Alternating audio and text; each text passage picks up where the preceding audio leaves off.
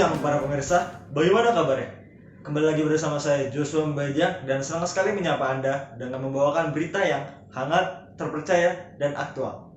Inilah kabar berita. Pemerintah Indonesia pun telah melakukan suatu himbauan kepada masyarakat untuk mengadakan atau melakukan stay at home atau di rumah saja. Hal tersebut dilakukan untuk mencegah atau menanggulangi virus corona agar tidak menimbulkan banyak korban jiwa. Namun, tentu hal tersebut juga akan membawa perubahan kepada lingkungan di sekitar perumahan.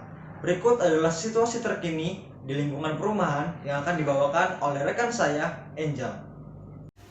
Selanjutnya, saya akan melaporkan bagaimana aktivitas di lingkungan sekitar akibat corona ini. Pada siang hari, saya masih melihat warga sekitar rumah saya masih melakukan kegiatan sehari-hari, seperti membeli makanan keluar rumah, mencuci mobil, ataupun berkumpul bersama keluarga. Pada siang maupun malam hari, saya masih melihat jalanan di sekitar rumah saya masih saja ramai. Dan tentu saja toko kelontong seperti toko buah ataupun warung-warung kecil masih tetap buka. Saya pun masih dapat melihat kondisi transaksi warung-warung tersebut masih saja berlangsung seperti biasanya. Dan pada malam hari, saya masih melihat aktivitas pedagang keliling seperti tukang nasi goreng masih tetap menjalankan aktivitas seperti biasanya. Sekian laporan dari saya mengenai keadaan di sekitar rumah. Selanjutnya, di rumah saja atau stay at home tentu bukan perkara yang mudah. Pasalnya, 2 minggu di rumah saja tentu untuk sebagian orang ataupun sebagian masyarakat itu bukanlah hal yang mudah untuk dilakukan. Berikut adalah tips yang harus dilakukan pada saat stay at home yang akan dibawakan oleh teman saya, Cynthia. Larangan untuk keluar rumah sedang giat digaungkan oleh pemerintah mengingat tingkat penularan virus corona yang semakin tinggi. Maka dari itu, pentingnya untuk melakukan social distancing yang dapat dilakukan dengan di rumah aja. Nah, kita punya tips, akan memberikan beberapa tips yang dapat dilakukan saat berada di rumah saja.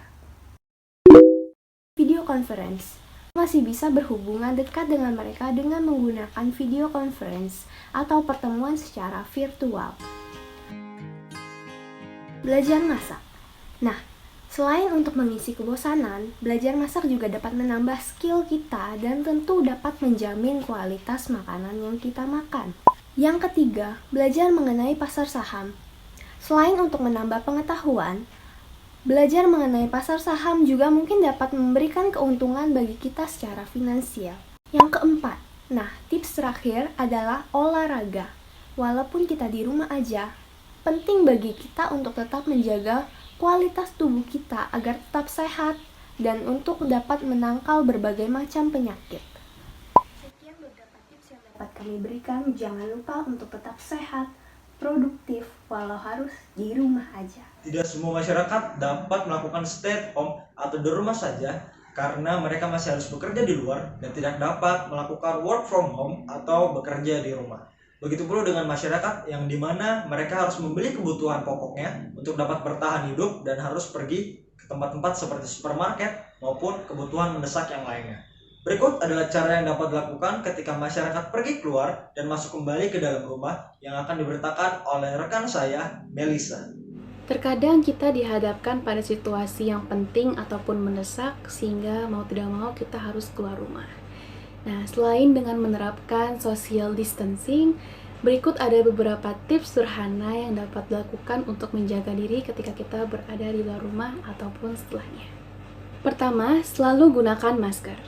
Selain berfungsi untuk melindungi wajah kita, terutama di bagian hidung dan di bagian mulut, penggunaan masker juga dapat meminimalisir diri sendiri untuk tidak menyentuh wajah secara langsung. Kedua, bawa hand sanitizer. Ini sebagai bentuk perlindungan terhadap kebersihan tangan kita, karena ketika kita berada di luar rumah, tentunya kita akan lebih intens untuk memegang barang-barang umum yang tidak terjamin kebersihannya. Ketiga, selalu sedia tisu. Selain untuk membersihkan permukaan barang sebelum kita gunakan, tisu juga dapat menjadi benteng bagi tangan kita sebelum menyentuh barang-barang di tempat umum. Tentunya dengan adanya tisu juga dapat menjadi pelindungan ekstra bagi kebersihan tangan kita. Keempat, mengurangi penggunaan uang tunai. Ini dikarenakan kita tidak mengetahui apakah uang tersebut terjamin kebersihannya atau tidak.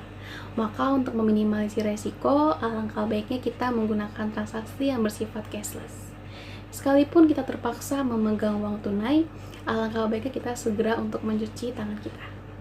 Kelima dan yang terpenting adalah rajin untuk mencuci tangan kita.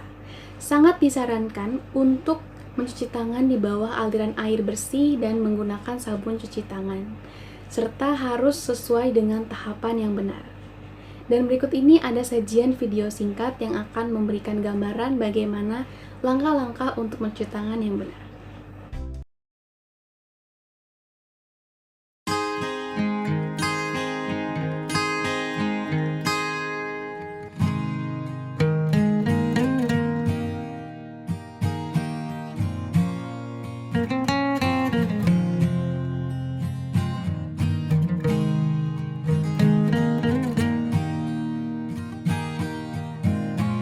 Sekian kabar berita pada siang hari ini. Saya Joshua Mbajang beserta kru yang bertugas mengucapkan selamat siang dan selamat menjalankan aktivitas Anda. Sampai jumpa.